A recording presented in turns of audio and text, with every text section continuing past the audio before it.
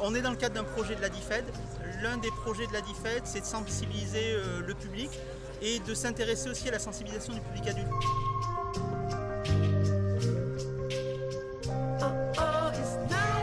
Alors DIFED, c'est pour une dynamique d'information et de formation sur l'environnement et le développement durable.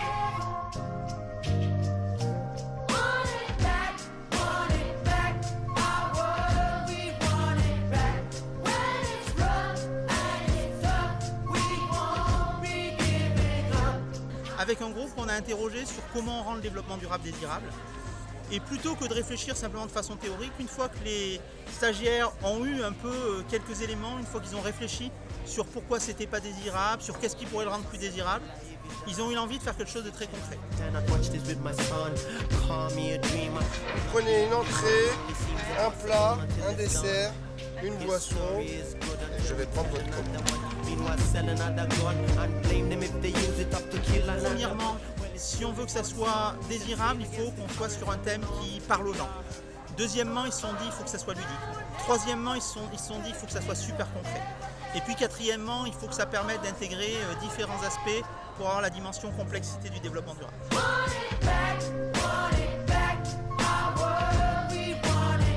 Et le principe de ce jeu, c'est calculer l'empreinte carbone d'un repas.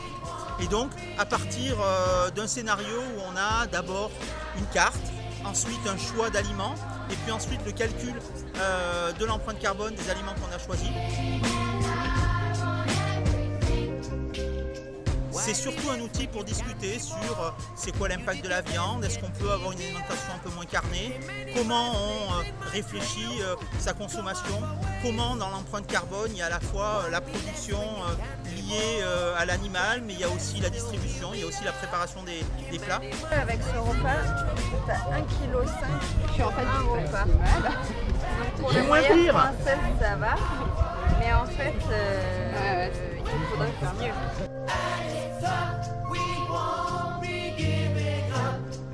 Regarde la cachine, 45 quand même. Hein.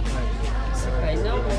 C'est ridicule par rapport au bœuf bourguignon qui a 640, ou bien le muscle quand même, le steak fait à 3500 grammes.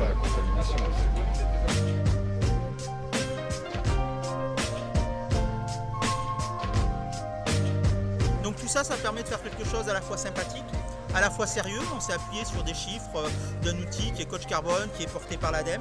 Et donc on a quelque chose qui normalement est à la fois cohérent, pédagogique, sympathique et qui sur le stand aujourd'hui a vu plusieurs, au moins en tout cas plus d'une centaine de personnes qui sont passées, avec qui on a pu largement discuter et pour lesquelles on a rendu, au moins en tout cas en partie, le développement durable, ces questions de climat désirables et sur lesquelles on a pu discuter sans que ça soit ni culpabilisant, ni anxiogène et de façon très positive.